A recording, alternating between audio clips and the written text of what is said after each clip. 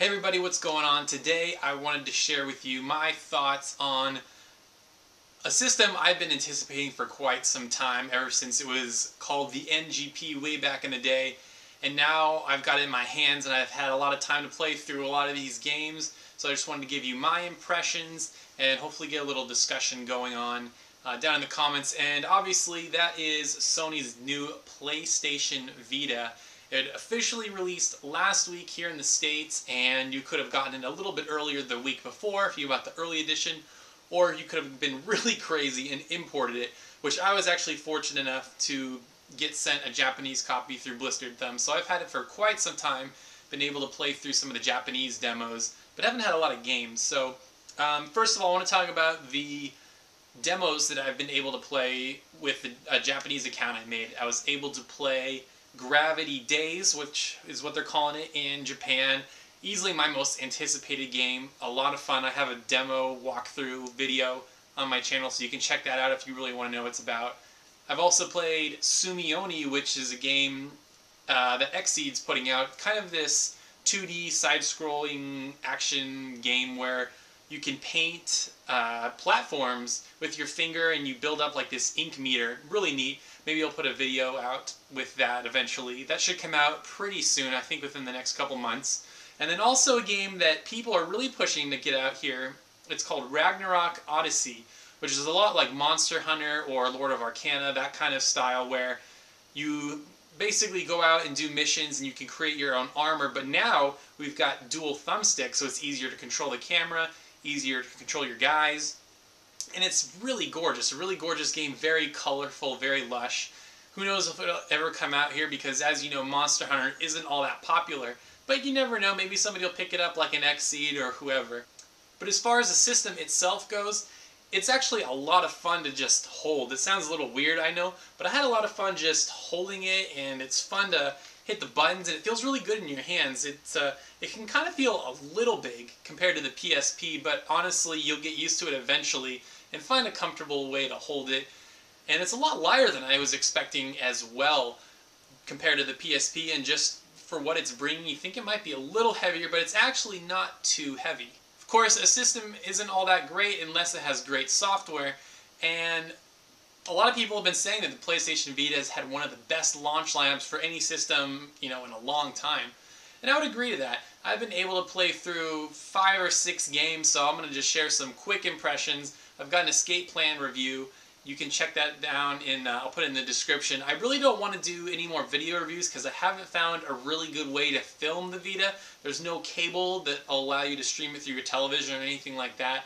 So until that cable comes out, or until I can find a more comfortable way, I'm just going to kind of leave it at this, and you guys can read my written reviews on Blistered Thumbs, which I'll also leave in the description. So let's start with the bad first, and we'll work our way up to the good.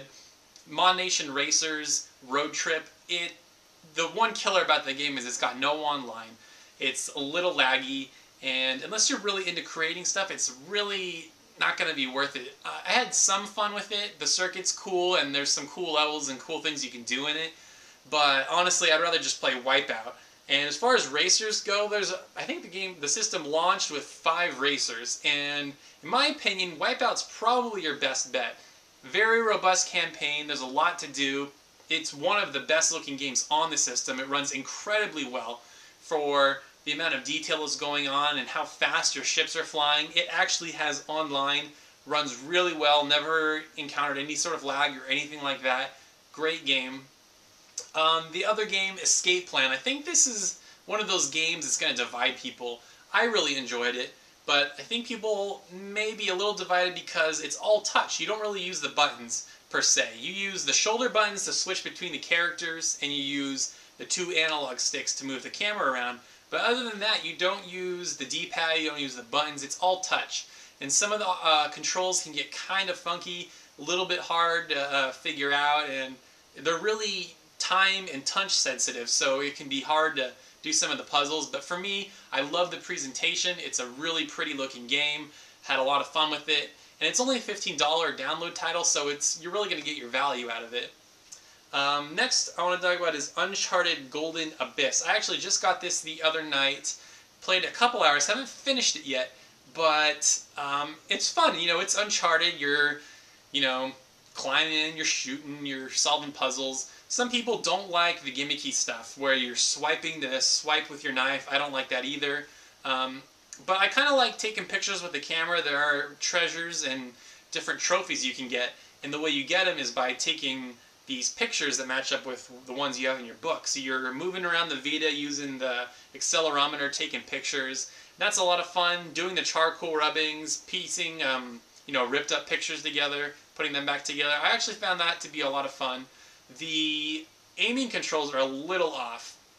I actually found it more intuitive to use the accelerometer and aim by adjusting the Vita rather than using the sticks. But it's a fun game. The environments don't vary too much, and there's no set pieces, but it's still Uncharted. It's solid. It's a lot of fun. Nolan North does a really good job with Nathan Drake.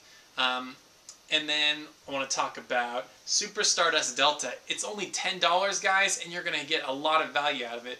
If you've ever played any of the Stardust games from the PS3, it's more or less the same thing. But because the screen is so much smaller, you're going to be able to keep track of everything that's going on a lot easier. So basically with one stick you're controlling the ship, the other stick you're controlling your guns. One's either sort of like a hose, and then the other is like a normal gun that'll just kind of shoot spread.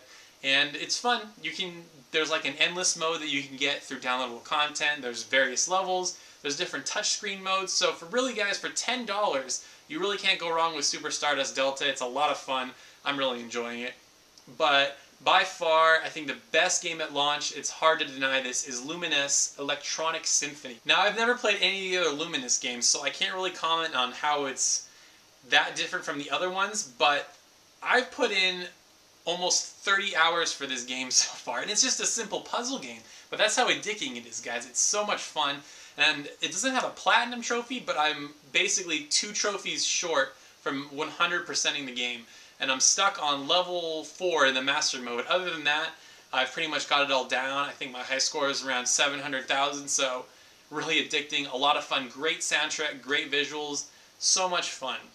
Now, is this something that you should get at launch, or is it right for you? Well, let me tell you, if I didn't get a lot of this for free for, being press, I don't know if I would have bought all these games. I mean, first of all, it's $250 for Wi-Fi, $300 for the 3G. Then you got to buy those stupid memory cards that are really expensive. Some of the games, I mean, these are, $40, $50 games. There's downloadable titles that, are $8 to $15, a little bit cheaper.